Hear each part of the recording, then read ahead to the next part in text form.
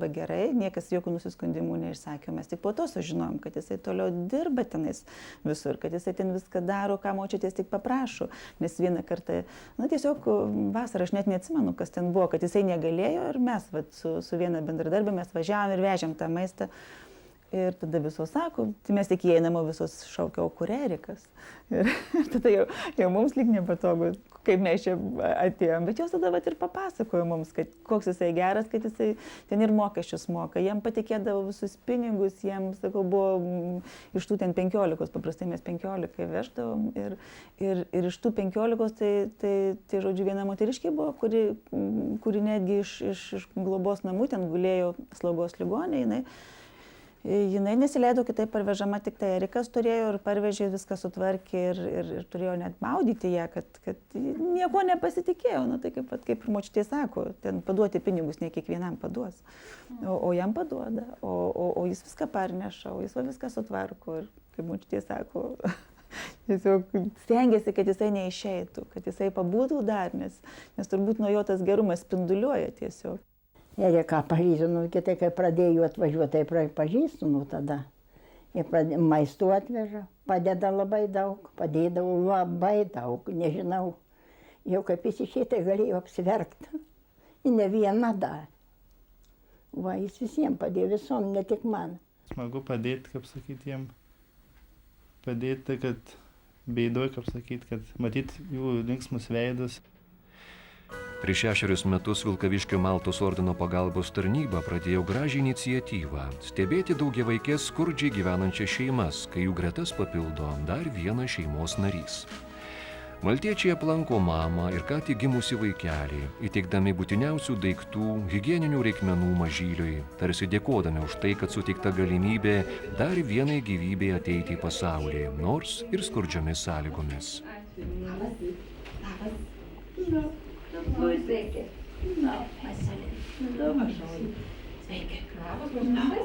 Tai ta pati mažiausia mums. Tai čia mažoji, tai mažai, gal čia svarbiausia. Reikalas. Mama, pravirgi mažai. Ne, visos dovanos tai tau, visos dovanos tai tau. Tai nepatikė.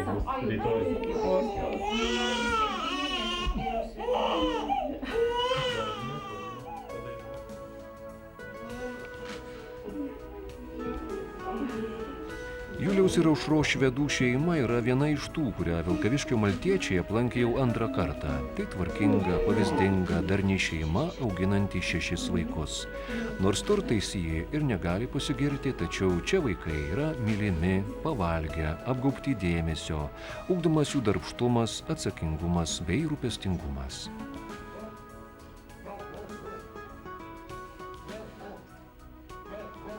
Jau daugelį metų organizuojame projektą Socialinės virtuvės. Ši veikla vykdoma 3 miestuose Lietuvoje, tai būtų Akmenė, Ignalina ir Rokiškis. Rokiškyje šią veiklą kuruoja mūsų labai senas ir aktyvus savanoris kunigas Janulis. Kunigas Janulis yra mūsų Maltos ordino pagalbos tarnybos prezidiumo narys. Jis yra aktyvus žmogus Rokiškyje, būria aplinkui save visus žmonės, nori įtraukti į socialinę veiklą. Kai pradėjome eiti tikybą dėstyti į mokyklą, ir aš nesėdėdavau dažnai mokytojo kambarį, bet per pertraukas vaikščiodavau, bendraudavau su vaikučiais, mokiniais ir į valgyklą nueidavau pasižiūrėti. Reiškia, pamatėm, kad vienas vaikutis valgo, o kitas stovi už nugaros.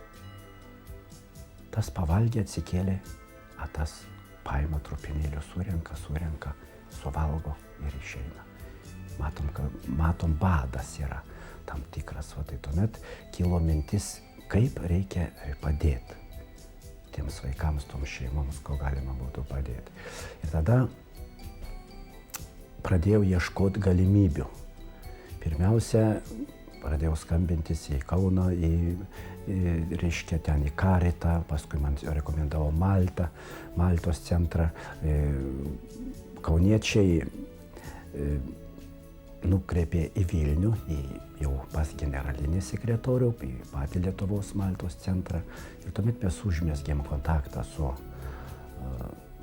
ponu Bružu Arvidu. Ir pavyko mums jau, reiškia, mokslo metų pradžia buvo, kai jau mes pamatėm tą problemą. Ir taip gerai Dievas davė, kad, sako, tu pačiu laiku paskambinai. O sako, atvažiuoja už savaitės kitos baronas Falkenhausenas, kuris rūpinosi čia Maltos atstovas Lietuvai, reiškia. Ir sako, dabar mes su juo pakalbėsim, aptarsim tą klausimą. Ir bus galima, reiškia, spręsti. Tai tuomet, kada jau pamačiau, kad yra viltis tokia spręsti, tai tuomet aš dar kreipiausi į verslininkus mūsų vietoj čianai. Ką reiktų daryti, kad tokia situacija yra, tokia mokyklose yra taip, kad gaila to vaikučių. Tai tuomet atvažiavo čia kokie 6 pagrindiniai verslininkai. Ir sutarėm, iš karto norėjom ten galbūt reikia remontuotas patalpas, nes vis tik buvo kulinarija, apleistos patalpos, likusios visą. Tai kaip tvarkyti. Bet tada ponas Antanas Trumpas, Sūrinės direktorius generalinis, tada patarė, sako, gerai, mes jum truputį remiam finansiškai, a jūs organizuojat maitinimą. Pas mus be abejo yra ir ta problema, kad daugelis mokinių yra iš sunkiai besiverčiančių šeimų. Didelė dalis mokinių augina vienas iš tėvų, ar tai mama, ar tai tėtis. Didelė dalis mokinių patiria materialinių sunkumų savo šeimose. Ir 19 mūsų mokyklos mokinių valgo šitoje valgykloje. Mes esame patenkinti ne tik tuo, kad ta valgykla yra netoli mūsų mokyklos ir vaikai gali suspėti ateiti pavalgyti per pertraukas, bet ir tuo, kad šitos valgyklos moterys gamina ne tik skanų maistą, bet jos kaip močiutės ir auklėja šitos vaikus, jos prižiūri, jos viską papasakoja, kaip jie elgiasi, jos moko juos mandagumo. Tiesiog tokią gauna ir pedagoginę teikia jiem pagalbą. Senų žmonių maitinimo tai kilo iš Maltos ordino.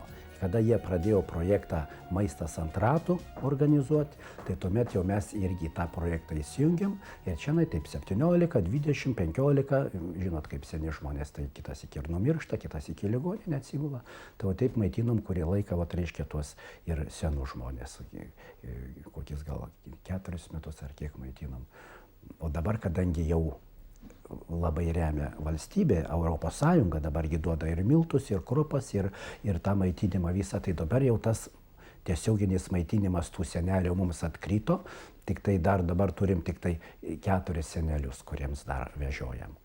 Ir tai daugiausia būna problema dėl to, kad būdavo tokių momentų, kad nuveža, reiškia, Maltos darbuotojas maistą ir turi palaukti, kol senelis pavalgys ar senutė.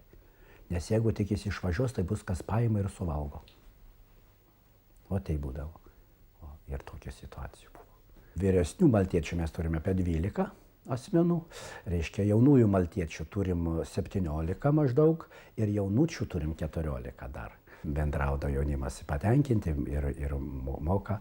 Taip pat įsijungia, reiškia, ir aplinką tvarkyti ir dabar projektą šiame vykdo Mano angelas.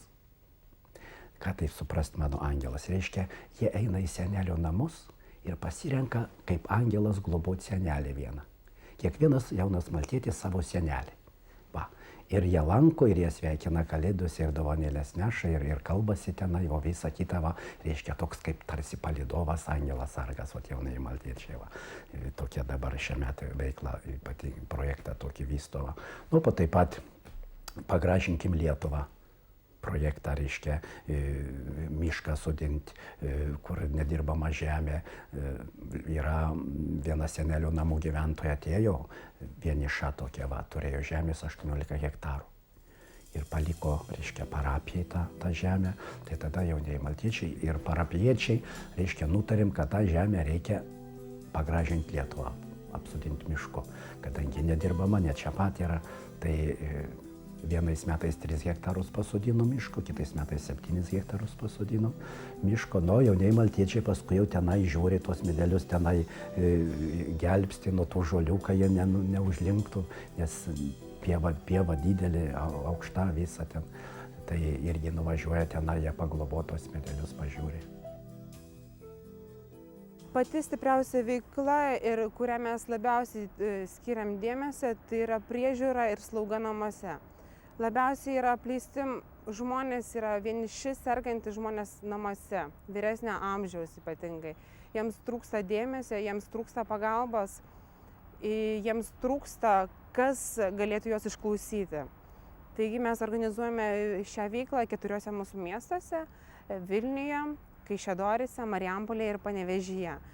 Šiuo metu mūsų slaugių yra apie 100 per šios 4 miestus ir jie lanko apie 300 senelių, vienišų senelių. Šiame name gyvena vienas mūsų slaugomųjų. Viskas būtų gerai, tik jam labai sunku išvažiuoti su rateliais, dėl to, kad nėra nuolydžio. Ir šiandien yra ypatinga diena. Šiandien mūsų Vincui yra 90 metų. Ir mes atvažiavom jo pasveikinti. Čia kaip visada yra jį slauganti slaugė Regina Andriuškevičienė, kuri jau slaugo jį nuo 91 metų. Nors pati turi moteris namuose sėdinti vyrą savo ratukuose ir slaugo dar ir Vincą ir dar vieną žmogų Dvarčionyse. Tokių slaugių mes Maltos ordino pagalbos tarnyboje turime dabar tik Vilniuje apie 20. Ir dar Marijampolėje, Kaišiadoryse ir Panevėžyje taip pat dar turime apie 60 moterų. Tai ir turime slaugomųjų, kiekviena slaugė turi maždaug po 2-3 slaugomuosius. Tai yra iš tiesų šventos moterys, dėl to, kad nežiūrinti tai, kad visos ne jauno amžiaus, visos yra pensininkės, pačios nelabai stiprios sveikatos, bet jos eina, dirba, padeda tiems žmonėms, kurie yra gana apleisti. Jie yra vieniši, jie yra nelaimingi ir jiems labai reikia šitos pagalbos. Tai yra daugiau socialinė, psichologinė pagalba, nes kai vienišas žmogus, jam labai svarbu, kad pas jį ateitų kas nors, kad su juo pabūtų nors pusę valandos, jau nekalbant apie tai, kad jeigu jam sunku nusipirkti produktų arba jis negali apsitvarkyti namuose ir visokiojopos pagalbos reikia ir tą atlieka mūsų moteris.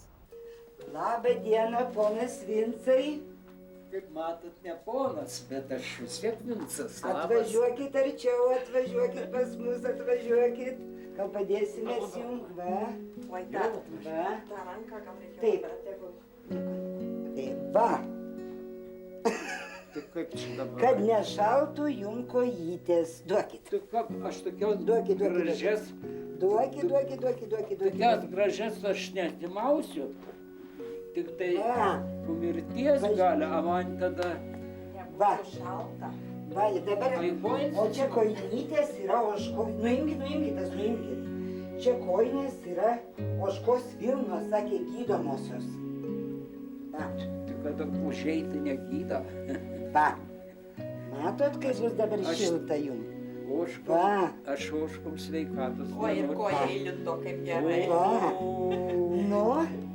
Kokia tamsta gera. Leiskite pasveikinti jūs garbingo jubiliejaus progą.